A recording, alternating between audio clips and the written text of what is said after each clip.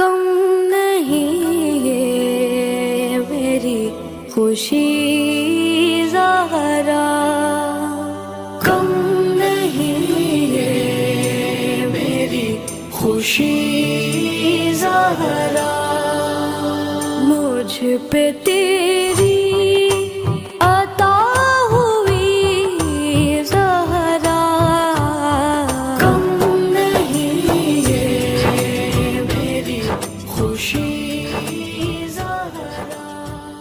الحمدللہ رب العالمین، سبحان اللہ وبحمدہ، سبحان اللہ العظیم، والصلاة والسلام والتحیۃ والاکرام علی محمد وآلہ الطیبین واصحابہ المخلصین، اما بعد، فاعوذ باللہ السمیع العلیم من الشیطان اللعین الرجیم، ببرکۃ بسم اللہ الرحمن الرحیم، والعصر ان الانسان لفی خسر الا الذین آمنوا وعملوا الصالحات وتواصوا بالحق وتواصوا بالصبر، صدق اللہ العلی العظیم۔ او کما قال محمد رسول اللہ صلی اللہ علیہ وآلہ وسلم، بلغوا عنی ولو آیہ وبلغنا رسولہ النبی الامین الکریم، ونحن علی ذلک لمن الشاہدین والشاکرین والحمد للہ رب العالمین۔ معزز و محترم سامعین کرام، عزیزان ملت اسلامیہ، آئیے ہم اور آپ کچھ سننے سنانے سے قبل مناسب ہی نہیں بلکہ لازمی اور ضروری سمجھ کر اللہ رب العالمین کے محبوب محمد رحمت للعالمین، باعث تخلیق کائنات، فخر موجودات، جان کائنات، اصل کائنات، جو نور بھی ہیں اور نیر بھی ہیں، جو انور بھی ہیں اور منور بھی ہیں، جو حامد بھی ہیں، حماد بھی ہیں، جو احمد بھی ہیں اور محمد بھی ہیں، انہی کی مقدس بارگاہ میں خلوص و عقیدت و محبت کے ساتھ ہدیہ درود و سلام پیش کر رہے پڑے اللہم صلی علی سیدنا و مولانا محمد مبارک وسلم، صلاۃ و سلام علیک یا رسول اللہ، صلاۃ و سلام علیک یا حبیب اللہ۔ ماشاءاللہ آپ حضرات کو دیکھ کر مجھے بڑی خوشی محسوس ہو رہی ہے، ہاں، کیونکہ ایک مومن جب دوسرے مومن کی زیارت کرتا ہے تو یہ ایک صدقہ بھی ہے اور ثواب بھی ہے۔ آپ لوگ ماشاءاللہ بڑے اچھے انداز میں خانہ خدا میں بیٹھے ہیں، اور اس وقت میں لیبر کیمپ مسجد اشرفیہ ممبئی میں خطاب کر رہا ہوں۔ عزیزان ملت اسلامیہ، اللہ کی اور اللہ والوں کی تعریف کبھی ختم نہیں ہو سکتی۔ کسی عاشق نے کیا خوب کہا ہے، اللہ اللہ یہ عظمت محمد کی ہے، اللہ اللہ یہ عظمت محمد کی ہے، بعد رب سب فضیلت محمد کی ہے، بعد رب سب فضیلت، ہاں، سب کچھ خدا ہے، وہ خالق کائنات ہے، مالک کائنات ہے، رب العالمین ہے، احکم الحاکمین ہے، ارحم الراحمین ہے، ستار العیوب ہے، غفار الذنوب ہے، سب کچھ وہی ہے، لیکن اس نے جس کے صدقے میں کائنات کو تخلیق کیا ہے، اللہ کے بعد اگر کسی کا مرتبہ ہے تو وہ محمد مصطفیٰ ہے۔ اللہ اللہ یہ عظمت محمد کی ہے، بعد رب سب فضیلت محمد کی ہے۔ اور ہم سے بچ کر کے جنت کہاں جائے گی؟ ہر آدمی پریشان ہے نا، جنت مل جائے، جنت مل جائے، نماز کس لیے پڑھ رہا ہے؟ جنت مل جائے، روزہ کس لیے رکھتا ہے؟ جنت مل جائے، حج کی صعوبتیں کس لیے برداشت کرتا ہے؟ جنت مل جائے، والدین کی خدمت کس لیے کرتا ہے؟ جنت مل جائے، مسجد میں کس لیے چندہ دیتا ہے؟ جنت مل جائے، فقراء کی خدمت کس لیے کرتا ہے؟ جنت مل جائے۔ الحاصل کلام یہ ہے کہ ہر آدمی کے دماغ میں ایک ہی سوال ہے کہ اگر ہم اچھے عمل کریں گے تو ہمیں جنت ملے گی، اس لیے آدمی زیادہ تر عبادت کرتا ہے۔ عزیزان ملت اسلامیہ، اگر لالچ دل کے اندر ہے تو پھر کسی شاعر نے کیا خوب کہا ہے، اگر حور و غلما ہی دل میں بسی ہے، اگر حور و غلما ہی دل میں بسی ہے، عبادت نہیں یہ تو سوداگری ہے۔ آپ لالچ میں نماز پڑھ رہے ہیں اور لالچ کی عبادت اللہ کو قبول نہیں ہے۔ تو عزیزان ملت اسلامیہ، اللہ نے جس کے صدقے میں اس ساری کائنات کو بنایا ہے، اللہ کے بعد اگر کسی کا مرتبہ ہے تو محمد مصطفیٰ کا ہے، اور ہم ان کی امت میں ہیں۔ بڑے خوش نصیب ہیں ہم اور آپ کہ اللہ تبارک و تعالیٰ نے ہمیں اپنے محبوب کی امت میں پیدا فرمایا۔ اس لیے اگر سچا پکا عشق رسول پاک اور ان کی آل سے ہے تو میں گارنٹی کے ساتھ کہتا ہوں کہ انشاءاللہ الرحمن پھر آپ جنتی ہیں۔ اگر سچا پکا عشق رسول اور آل رسول سے ہے تو پھر انشاءاللہ آپ کو جنت تلاش کرنے کی ضرورت نہیں ہے، میدان محشر میں جنت خود آپ کو تلاش کر لے گی۔ اے میرے چاہنے والے، تو کہاں پریشان ہے؟ میں تو خود تیری عاشق ہوں، میں خود تیری دیوانی ہوں۔ اس لیے کسی شاعر نے کہا ہے کہ ہم سے بچ کر کے جنت کہاں جائے گی، ہم سے بچ کر کے جنت کہاں جائے گی، ہم محمد کے جنت محمد کی ہے۔ مجھے آپ لوگوں کے چہرے دیکھ کے ایک حدیث یاد آ رہی ہے۔ چلیے حدیث سے پہلے میں قرآن کی آیت پڑھ دیتا ہوں۔ اللہ تبارک و تعالیٰ نے قرآن عظیم میں ارشاد فرمایا ہے، قُلْ لَا أَسْأَلُكُمْ عَلَيْهِ أَجْرًا إِلَّا الْمَوَدَّةَ فِي الْقُرْبَى، کہ اے میرے محبوب، تم نے میرے بندوں کو، اپنے امتیوں کو گمراہی سے نکال کر ہدایت کی طرف لائے ہو۔ یہ ادنا تھے، تم نے اعلیٰ بنایا ہے۔ یہ صدف تھے، تم نے گوہر بنایا ہے۔ یہ کافر تھے، تم نے مسلمان بنایا ہے۔ اور الحاصل کلام یہ حد تو یہ ہو گئی کہ یہ جہنمی تھے، تم نے انہیں جنتی بنایا ہے۔ مگر پھر بھی میرے محبوب آپ ان سے کہہ دیجئے کہ ان احسانوں کا بدلہ میں تم سے کچھ نہیں چاہتا، کوئی قیمت نہیں مانگتا۔ اگر قیمت چاہتا ہوں، اگر بدلہ چاہتا ہوں تو اس کا بدلہ یہ ہے کہ تم میرے اہل بیت سے محبت کرو۔ کیا کرو؟ میرے اہل بیت سے محبت کرو۔ عزیزان ملت اسلامیہ، بات جنت کی چل رہی ہے۔ جنت کی ہر انسان کو خواہش ہے۔ میں نے لفظ انسان بولا ہے، مطلقاً بولا ہے، چاہے وہ مشرک ہو، چاہے مومن ہو، یہودی ہو یا عیسائی ہو، اچھا ہو یا برا ہو، مرد ہو یا عورت ہو، ادنا ہو یا اعلیٰ ہو، بوڑھا ہو یا بچہ ہو، ہر انسان یہ چاہتا ہے کہ مجھے جنت مل جائے۔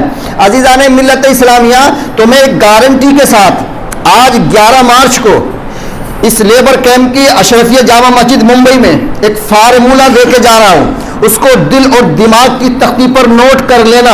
انشاءاللہ الرحمن جنت 100% پکی۔ بولو تیار ہیں آپ؟ بتا دوں؟ سننے کے لیے تیار ہیں؟ یا زور سے بولو سبحان اللہ۔ اللہ کے فرمان کے مطابق، اللہ کے اس فرمان کی تشریح اور تصدیق اور وضاحت جو کی ہے وہ آقا علیہ الصلوۃ والسلام نے کر دی۔ کیسے کی؟ اللہ کے رسول نے ارشاد فرمایا، الا ومن مات علی حب آل محمد مات مومنا، کہ جو میرے اہل بیت کی محبت میں مرا اس کا خاتمہ ایمان پر ہوگا۔ یہ میں نہیں کہہ رہا، ہمارے تمہارے رسول کہہ رہے ہیں۔ اللہ نے کیا کہا کہ میرے نبی کے اہل بیت سے محبت کرو۔ نتیجہ کیا ملے گا؟ رزلٹ کیا ملے گا؟ قیمت کیا ملے گی؟ صلہ کیا ملے گا؟ اجرت کیا ملے گی؟ تو حضور نے فرمایا کہ جو میرے اہل بیت سے محبت کرے گا اس کی قیمت یہ ہے، اس کی اجرت یہ ہے کہ اس کا خاتمہ ایمان پر ہوگا، اور جنت میں جائے گا وہی کہ جس کا خاتمہ ایمان پر ہوگا۔ جس کا خاتمہ کفر پر ہوگا وہ جنت میں جا ہی نہیں سکتا۔ تو اللہ کے رسول ضمانت لے رہے ہیں، گارنٹی لے رہے ہیں۔ بھئی میری بات پہ یقین کرے نہ کرے، لیکن جو رسول نے فرما دیا وہ تو حق ہے نا، وہ تو سچا پکا ہے۔ زمین پھٹ سکتی ہے، آسمان اپنی جگہ سے ہٹ سکتا ہے، نظام کائنات درم برم ہو سکتا ہے، سورج چاند ہو سکتا ہے، چاند سورج ہو سکتا ہے، دن میں رات ہو سکتی ہے، رات میں دن ہو سکتا ہے، لیکن نبی کا فرمان ادھر سے ادھر ہو ہی نہیں سکتا ہے۔ قول محمد، قول خدا، فرمان نہ بدلا جائے گا، بدلے گا زمانہ لاکھ مگر قرآن نہ بدلا جائے گا۔ جو نبی نے فرما دیا وہ ہو کر رہے گا۔ تو جب نبی نے کہہ دیا جو میرے اہل بیت سے محبت کرے گا اس کا خاتمہ ایمان پر ہوگا۔ اگلی حدیث فرمائی کہ جو میرے اہل بیت سے محبت کرے گا وہ شہادت کی موت مرے گا۔ اور آگے حضور صلی اللہ علیہ وآلہ وسلم نے اس بڑے کمال کا جملہ کہا ہے، الا ومن مات علی حب آل محمد بشروا ملک الموت بالجنہ، کہ جو میرے اہل بیت کی محبت میں مرے گا، مرنے سے پہلے اسرائیل فرشتہ ملک الموت اس کو کہتا ہے کہ مبارک ہو تو جنت میں جا رہا ہے۔ تو عزیزان ملت اسلامیہ میں جملہ کہنا چاہتا ہوں، رسول اور آل رسول سے محبت کرنا تمہارا کام ہے، رسول اور آل رسول سے محبت کرنا تمہارا کام ہے، اور تمہیں جنت میں داخل کرنا خدا کا کام ہے۔ ابھی آپ کی مرضی ہے، آپ جانا کہاں چاہتے ہیں؟ عزیزان ملت اسلامیہ، بات چل رہی تھی کہیں پہنچ گئی کہیں، لیکن کبھی کبھی ایسا ہوتا ہے۔ اللہ نے قرآن عظیم میں ارشاد فرمایا والعصر ان الانسان لفی خسر، قسم ارشاد فرمائی۔ اب اگر بات قسم پہ کی جائے تو گفتگو لمبی ہو جائے گی، بس یوں سمجھ لیجئے کہ ہمارے عرف عام میں اگر سچ اور جھوٹ کی پہچان کرنی ہوتی ہے تو اس کو قسم کھلاتے ہیں کہ قسم کھا، اگر وہ جھوٹا بھی ہے اور اگر وہ کہے کہ مجھے قرآن کی قسم، مجھے ایمان کی قسم، مجھے خدا کی قسم، ہم جانتے ہیں کہ جھوٹا ہے لیکن اللہ کی قسم کھا رہا، تو اب ہمارا یقین کرنا مجبوری بن گئی کہ اس نے بھی اللہ کو حاضر ناظر کر کے اللہ کی قسم کھائی ہے، لیکن جھوٹا ہے، لیکن اللہ کی وجہ سے ہم اس پر یقین کر رہے ہیں کہ تم نے قسم کھا لی، یقین ہو گیا۔ تو جب سچ اور جھوٹ کا پتہ نہ چلتا ہو تو قسم کا نمبر آتا ہے، لیکن اللہ قسم ارشاد فرما رہا ہے، اے مالک و مولا تجھے قسم ارشاد فرمانے کی کیا ضرورت ہے؟ تو سچا ہے، تیرا وعدہ سچا ہے، ہر قول سچا ہے، خالق کائنات ہے، تجھے کسی سے ڈرتا نہیں ہے، تجھے قسم ارشاد فرمانے کی کیا ضرورت ہے؟ تو عزیزان ملت اسلامیہ، جب بندہ قسم کھاتا ہے تو سچ اور جھوٹ کا پتہ چلتا ہے، لیکن جب اللہ تبارک و تعالیٰ قسم ارشاد فرما کر کسی چیز کو بیان کرتا ہے تو اس کی اہمیت ظاہر ہوتی ہے کہ اس کی اہمیت زیادہ ہے کہ اللہ تبارک و تعالیٰ نے قسم فرمائی ہے، اس لیے اس کی اہمیت کو بڑھا دیا جاتا ہے۔ تو اللہ نے ارشاد فرمایا والعصر، مجھے قسم ہے اس زمانے کی اے میرے محبوب جس میں تم موجود ہو، جس میں تم جلوہ فرماؤ، سبحان اللہ۔ اللہ اپنے محبوب کے زمانے کی قسم ارشاد فرما رہا ہے والعصر ان الانسان لفی خسر، بے شک اللہ نے کیا فرمایا؟ ان، بے شک، جو بات آگے آ رہی ہے، مضمون آگے آنے والا ہے، اس میں شک نہ کرنا، بے شک انسان نقصان میں ہے۔ کیا کہہ رہا اللہ تبارک و تعالیٰ؟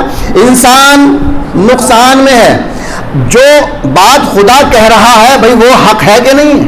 جو بات خدا کہے وہ تو حق ہے، اور بڑی اچھی بات ہے کہ ہم تو ماننے والے ہی حق کے ہیں، ہم ماننے والے ہی حق ہیں۔ جب اللہ نے اپنے آپ کو حق فرمایا تو اللہ نے ارشاد فرمایا ان اللہ هو الحق المبین۔ یہ مفتی صاحب جلوہ فرمائے، آپ لوگ بڑے خوش نصیب ہیں، میں قربان جاؤں تمہاری قسمت پر، آپ کو امام بھی بڑا اچھا ملا۔ تو سید علوی نمبر 1، ایسے لوگ بڑے کم ملتے ہیں، یہ آپ کی خوش نصیبی ہے، آپ ان کی قدر کیجئے کئی وجہ سے، اور میں دعا کرتا ہوں کہ اللہ تبارک و تعالیٰ مفتی صاحب کا آب و دانہ تا دیر تک یہاں قائم رکھے۔ اور آپ جیسے مقتدی بھی بہت کم ملتے ہیں، مقتدی بھی ایسے کم ملتے ہیں اور امام بھی ایسے کم ملتے ہیں۔ اللہ تبارک و تعالیٰ مفتی مشرف صاحب کے علم میں، عمر میں، عمل میں خیر و برکت عطا فرمائے۔ آپ ان کی عزت کیجئے، قدر کیجئے، اگر ہو سکے تو تنخواہ بھی تھوڑی بڑھا دیجئے گا، کیونکہ آج کل سب سے زیادہ اگر تنخواہیں کم ہے تو اماموں کی ہے، اور ماشاءاللہ ایک نسبت سے تنخواہ بہت اچھی ہے، کیونکہ تنخواہ کتنی حضرت؟ 12، ماشاءاللہ، امام بھی 12، سال کے مہینے بھی 12، برج بھی 12، تو انشاءاللہ 12 میں برکت ہوگی۔ ہاں مگر ہم 13 کے ماننے والے بھی ہیں، 14 کے ماننے والے بھی ہیں، 12 کے بعد 13 کا نمبر آتا ہے اور 13 کے بعد 14 کا نمبر آتا ہے، اس بات کا خاص خیال رکھیے گا۔ تو اللہ نے ارشاد فرمایا والعصر ان الانسان لفی خسر، کہ مجھے اے محبوب اس زمانے کی قسم جس میں تم جلوہ فرما ہو، انسان نقصان میں ہے۔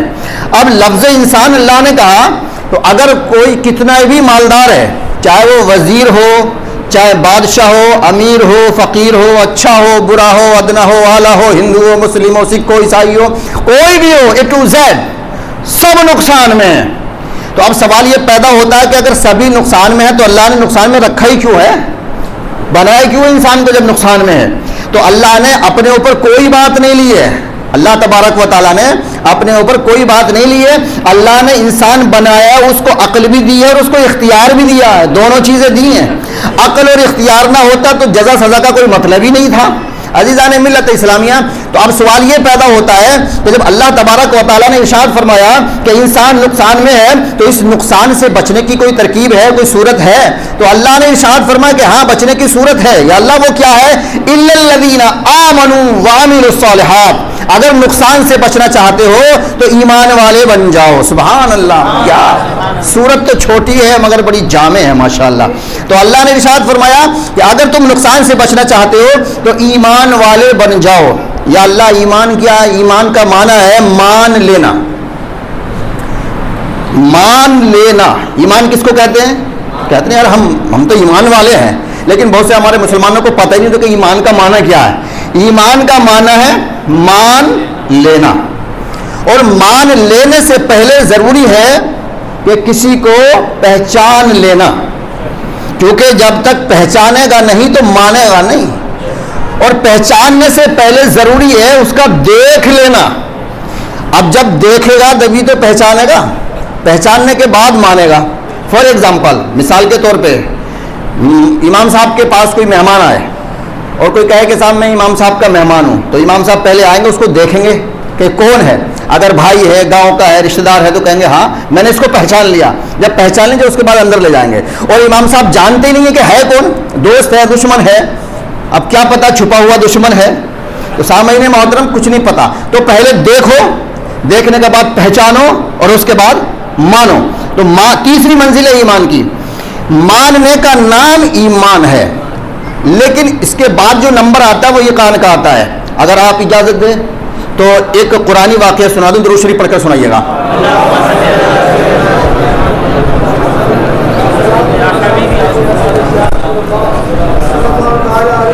حضرت ابراہیم علی نبینا علیہ الصلوۃ والتسلیم, ان کا مرتبہ حضور کے بعد ہے. حضور کے بعد اگر کسی کا مرتبہ ہے تو حضرت ابراہیم علیہ الصلوۃ والسلام کا ہے.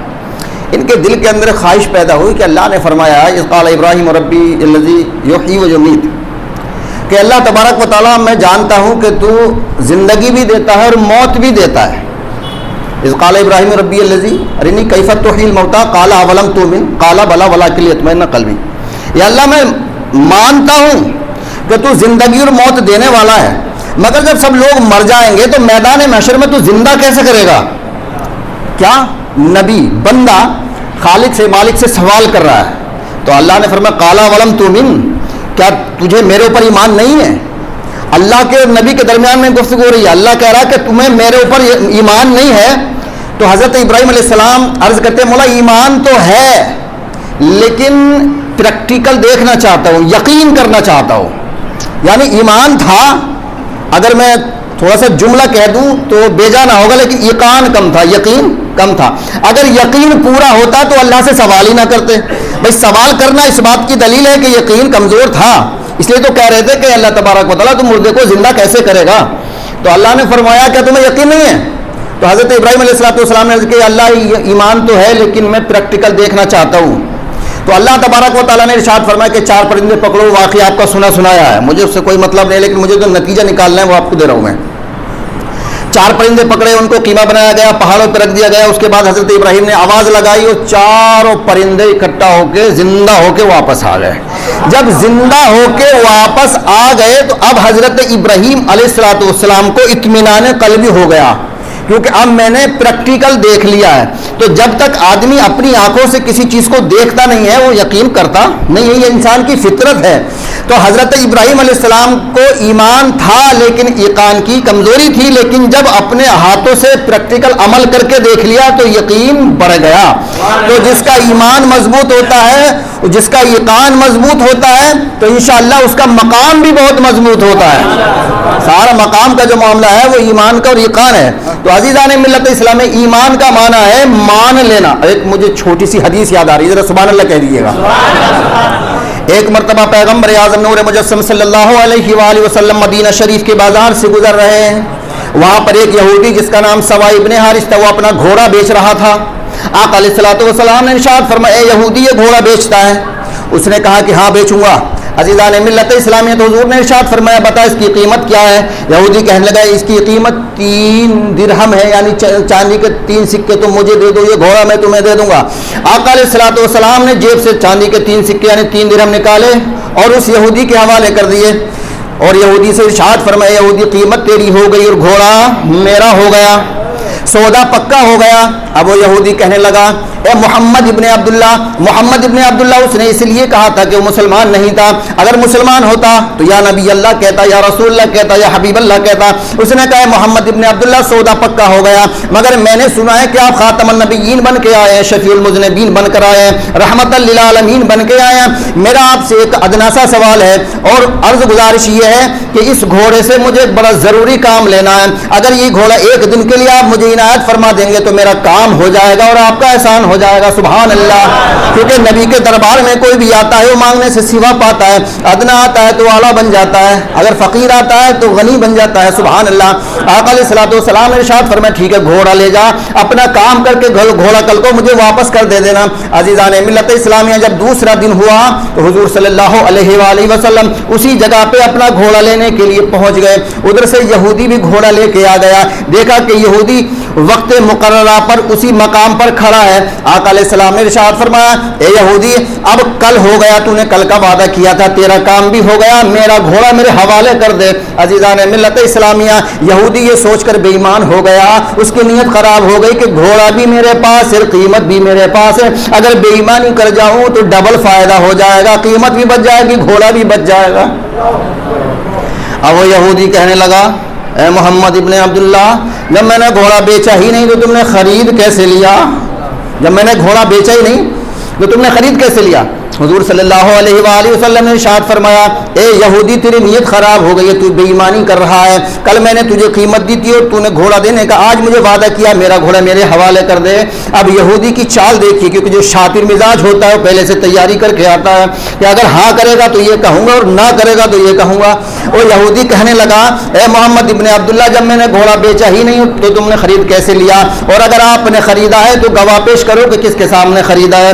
آقا علیہ الصلوۃ والسلام نے ارشاد فرمایا اے یہودی جب میرے پاس اس وقت کوئی گواہی نہیں تھا تو میں گواہ کہاں سے پیش کروں؟ تو یہودی کہنے لگا اے محمد ابن عبداللہ اگر گواہ نہیں ہے تو گھوڑا بھی نہیں ہے۔ کیا گواہ نہیں تو گھوڑا بھی نہیں؟ تکرار ہو گئی، حضور اقرار کر رہے ہیں وہ انکار کر رہا ہے۔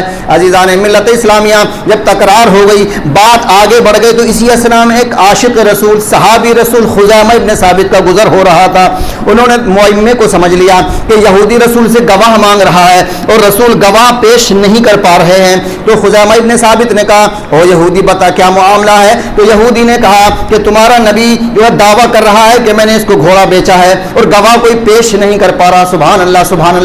عزیزان ملت اسلامیہ حضرت خزیمہ ابن ثابت صحابی رسول کا جذبہ ایمانی جوش میں آیا اور ارشاد فرمایا اے یہودی میں گواہی دیتا ہوں کہ کل میرے آقا نے قیمت دے کے گھوڑا خریدا ہے۔ سبحان اللہ۔ جب گواہ مل گیا تو گھوڑا بھی مل گیا، گواہ مل گیا تو یا زور سے بولو گواہ مل گیا تو یہ بات تو اس وقت رفع دفع ہو گئی، بات ختم ہو گئی، لیکن اسی رات کو عشاء کی نماز کے بعد آقا علیہ الصلوۃ والسلام نے ارشاد فرمایا آئینہ خزیمہ ابن ثابت، خزیمہ ابن ثابت کہاں ہیں؟ خزیمہ ابن ثابت کھڑے ہو گئے، عرض کرنے لگے لبیک یا رسول اللہ فداک ابی و امی، میرے ماں باپ آپ پر قربان، میں آپ کی خدمت میں حاضر ہوں۔ آقا علیہ السلام نے ارشاد فرمایا اے خزیمہ ابن ثابت ذرا یہ بتاؤ کہ جس وقت میں نے گھوڑا خریدا تھا یہودی کو پیسے دیے تھے تم وہاں پر موجود نہیں تھے، تم نے لین دین کرتے ہوئے دیکھا بھی نہیں تھا، جب تم وہاں پر موجود نہیں تھے لین دین کرتے ہوئے دیکھا بھی نہیں تھا تو یہ بتاؤ کہ بغیر دیکھے گواہی کیسے دے دی؟ سبحان اللہ۔ اگر ہمارے تمہارے جیسا کوئی ہوتا تو کہتا حضرت میں آپ کا کبھی احسان نہیں بھولوں گا، آپ نے میرے مصیبت میں کام آئے ہیں تو میں آپ کا احسان کیسے بھول سکتا ہوں؟ لیکن نبی اپنے امتی سے پوچھ رہا ہے کہ بتاؤ بغیر دیکھے گواہی کیسے دے دی؟ عزیزان ملت اسلام رسول جانتے تھے کہ حقیقت کیا ہے، لیکن تعلیم امت کے لیے ہماری تمہاری نصیحت کے لیے سبق حاصل کرنے کے لیے حضور نے کھڑا کر دیا خدا میں بتاؤ کہ تم نے بغیر دیکھے گواہی کیسے دے دی؟ سبحان اللہ، کتنا پیارا سوال ہے اور سوال کرنے والا اس سے بھی زیادہ پیارا ہے۔ عزیزان ملت اسلامیہ بس سنیے گا، صحابی رسول کھڑے ہوئے عرض کرنے لگے یا رسول اللہ میں گواہی کیسے نہ دیتا؟ پہلی بات تو یہ ہے کہ آپ اللہ کے رسول ہیں، جو اللہ کا رسول ہوتا ہے وہ جھوٹا نہیں ہوتا، اور جو جھوٹا ہوتا ہے وہ رسول نہیں ہوتا۔ آپ سچے ہیں، آپ سچے ہیں، اللہ نے آپ کو سچا بنا کے بھیجا ہے، اس لیے میں نے آپ کی گواہی دے دی۔ اور دوسری بات یہ ہے یا رسول اللہ آپ ہی نے تو ارشاد فرمایا ہے کہ قبر میں عذاب ہوتا ہے، ہم نے دیکھا نہیں ہے، آپ کے کہنے کی وجہ سے مان لیا ہے۔ یا رسول اللہ آپ ہی نے تو ارشاد فرمایا ہے کہ جنت اور جہنم ہے، ہم نے دیکھا نہیں ہے، آپ کے کہنے کی وجہ سے مان لیا ہے۔ یا رسول اللہ آپ ہی نے تو ارشاد فرمایا کہ میدان محشر برپا ہوگا، ہم نے دیکھا نہیں ہے، بس آپ کے کہنے کی وجہ سے مان لیا۔ یا رسول اللہ حقیقت تو یہ ہے کہ آپ نے کہا کہ خدا ہے، ہم نے دیکھا نہیں ہے، بس آپ کے کہنے کی وجہ سے مان لیا ہے۔ اے اللہ کے پیارے رسول قبر کے عذاب و ثواب کو مانا آپ کے کہنے کی وجہ سے، جنت اور جہنم کو مانا آپ کے کہنے کی وجہ سے، میدان محشر کو مانا آپ کے کہنے کی وجہ سے، اور حقیقت تو یہ ہے کہ اگر خدا کو بھی مانا تو آپ کے کہنے کی وجہ سے، سب کچھ مانا، سب کچھ مانا آپ کے کہنے کی وجہ سے، تو گواہی دے دی آپ کے کہنے کی وجہ سے۔ صحابی کے کہنے کا مطلب یہ تھا کہ بن دیکھے ہی ہم نے خدا جان لیا ہے، بن دیکھے ہی ہم نے خدا جان لیا ہے، ایک دیکھنے والے کا کہا مان لیا ہے۔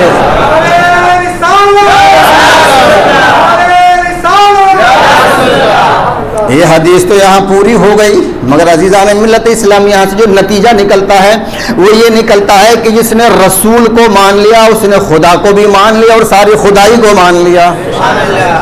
اسی رسول نے ارشاد فرمایا ہے الا ومن مات علی حب آل محمد مات مغفورا، کہ جو میرے اہل بیت کی محبت میں مرے گا وہ بخشا بخشایا مرے گا۔ سبحان اللہ، بڑے خوش نصیب ہو مومنو کہ تم رسول سے اور آل رسول سے محبت کرتے ہو۔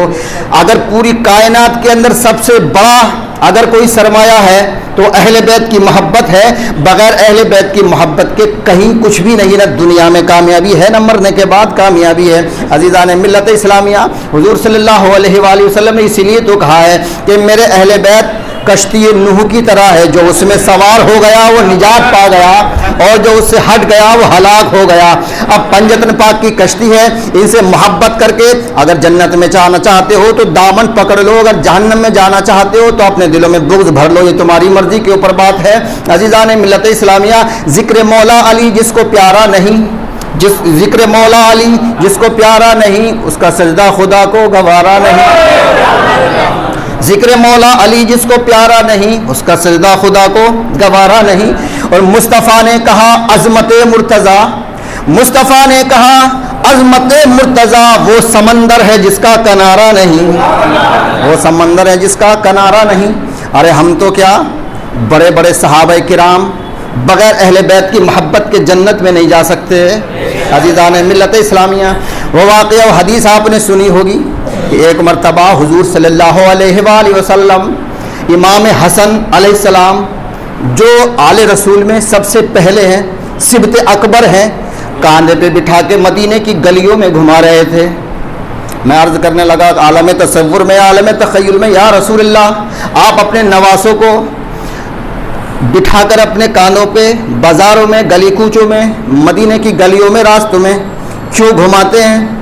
تو عالم تخیل و تصور میں جواب ملا کہ قاری احمد حسن وجہ یہ ہے کہ آج میرا زمانہ ہے، میرے نواسے موجود ہیں، میں اپنے کاندھوں پہ بٹھا کے ان کو گشت کرا رہا ہوں اور مدینے والوں کو، دنیا والوں کو دکھا رہا ہوں اے لوگوں دیکھ لو میں اپنے نواسوں کو کاندھوں پہ بٹھا کے سیر کرا رہا ہوں، کل کو میرا بھی انتقال ہو جائے گا، موت برحق ہے اور یہ دونوں نواسوں کا بھی انتقال ہو جائے گا، تو میرے نواسوں کو کاندھا کون دے گا؟ ایک زمانہ ایسا آئے گا کہ میرے نواسوں سے لوگ محبت کریں گے، جب حضرت امام حسین کی یاد آئے گی تو بنفس نفیس ان کو حسین تو نہیں مل سکتے، ان کو حسن تو نہیں مل سکتے، تعزیہ بنا کے اپنے کاندھوں پہ گھما لیں گے۔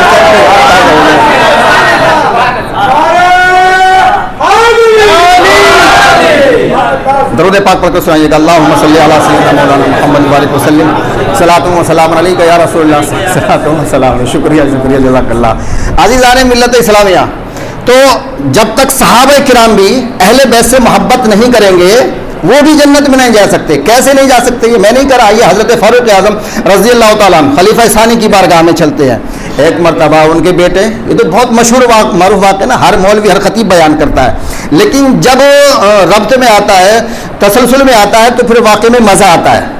حضرت فاروق اعظم رضی اللہ تعالیٰ عنہ خلیفہ ثالث، ان کا بیٹا عبداللہ ابن عمر اور حضرت امام حسن بڑے صاحبزادے حضرت فاطمۃ الزہرا سلام اللہ علیہا کے، یہ کہیں مدینے کے بازار میں کھیل رہے تھے، کیونکہ بچپن کا زمانہ تھا، زیادہ بڑے تو اس وقت تھے نہیں، وہ بچے اکثر کھیلتے ہی ہیں.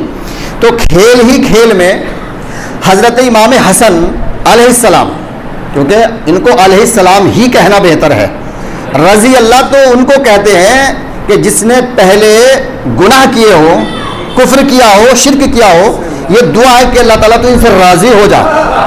علیہ السلام اس کو کہتے ہیں اللہ جن سے ایکسٹرا پہلے سے ہی راضی ہے. تو اللہ تبارک و تعالیٰ ان سے ازل سے ہی راضی ہے اور ابد تک راضی رہے گا. اگر راضی نہ ہوتا تو حضرت آدم علیہ السلام کی توبہ قبول نہ کرتا. اللہ ان سے راضی ہے، اسی لیے آدم علیہ السلام کی توبہ قبول ہوئی ہے. 350 سال تک روتے رہے لیکن اللہ نے نہیں سنی، اور جب پنجتن پاک کا واسطہ دیا، ادھر واسطہ ختم نہ ہوا تھا، دعا قبول ہو گئی. تو جب تک ان کا واسطہ، ان سے محبت نہیں کرو گے، دونوں جہان میں کامیاب نہیں ہو سکتے. تو اللہ ان سے راضی ہے. ہم کہتے ہیں اللہ تو ان سے راضی تو ہے، ہم ان پر صلاۃ و سلام بھیجتے ہیں.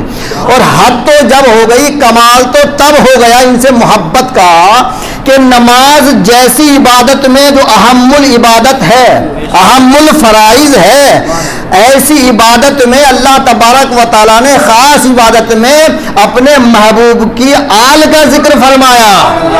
درود شریف میں پڑھتے نا اللہم صلی علی محمد و آل محمد. عبادت کس کی ہو رہی ہے؟ خدا کی. عبادت کس کی ہو رہی ہے؟ خدا کی. اور سنت کس کی ادا ہو رہی ہے؟ مصطفیٰ کی. تو اللہ نے فرمایا کہ جب تک تو میرے نبی کے اہل بیت سے محبت نہیں کرے گا، تیری نماز قبول نہیں کروں گا.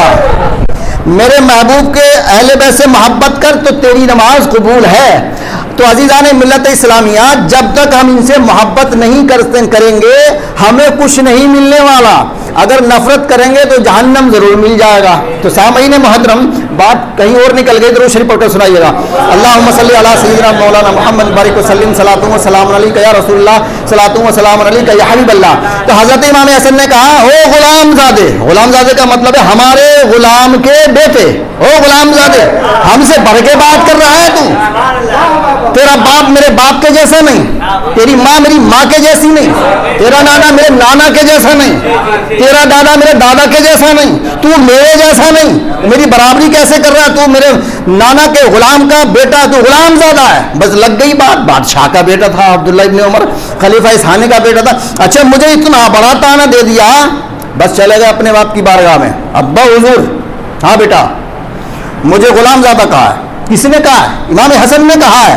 اچھا، تو یہ سوچ رہے تھے کہ شاید تعزیر ہوگی، ڈانٹیں گے ڈپٹیں گے. ہاں، کیونکہ جب کوئی شکایت لے کے جاتا تو فطرت ہے کہ چلو میں ڈانٹ دوں گا. تو حضرت فاروق اعظم رضی اللہ تعالیٰ نے ارشاد فرمایا، اے میرے پیارے بیٹے کاغذ قلم لے جاؤ، لکھوا لو. تو حضرت عبداللہ ابن عمر متحیر ہو گئے، متفکر ہو گئے. کیا میں کیا سوچ کے آیا تھا، کیا ہو گیا؟ لکھا نہیں لکھا یہ مجھے نہیں معلوم، واللہ عالم بالصواب. تو حضرت عبداللہ ابن عمر نے کہا ابا جان کیا لکھوا کے لاؤں؟ کہا کہ ان سے لکھوا لو کہ ہم تمہارے غلام زادے ہیں. کچھ تاریخوں میں آتا ہے کہ امام حسن نے لکھ دیا.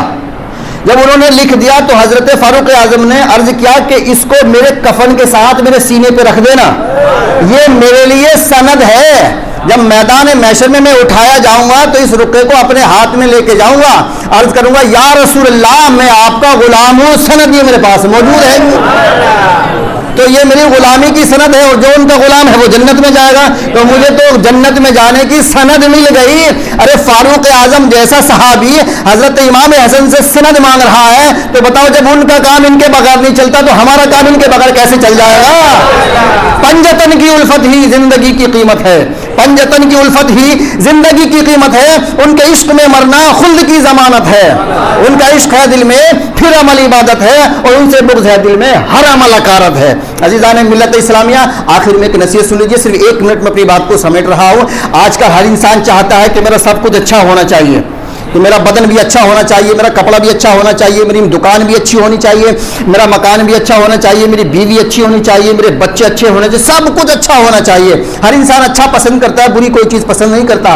तो ए मेरे भाइयों, जब तुम बंदे होकर, हकीर होकर, फ़कीर होकर, गुनाहगार, खताकार, अय्यार, मक्कार होकर अच्छी चीज़ को पसंद करते हो, तो मेरा पाक परवरदिगार भी तो यही चाहता है। ए मेरे बंदे, मैदान महशर में जब तुम मेरे रूबरू हो और सवाल जवाब होते रहे, मैं पूछूं बता तेरा ईमान कैसा है, तो तेरा ईमान भी अच्छा होना चाहिए। मैं पूछूं बता तेरा यकान कैसा है, तो तेरा यकान भी अच्छा होना चाहिए। जब तू अच्छी चीज को पसंद करता है तो मैं तेरे अच्छे अकीदे को, अच्छे अमाल को पसंद करता हूं। तो हाथ उठा के बताओ कौन कौन अच्छा बनने की कोशिश करेगा। वाह माशाल्लाह, अल्लाह ताला सबको उठो के हाथों की लाज रख ले। आमीन। वाखिर दावाना अल्हम्दुलिल्लाहि रब्बिल आलमीन। अस्सलाम।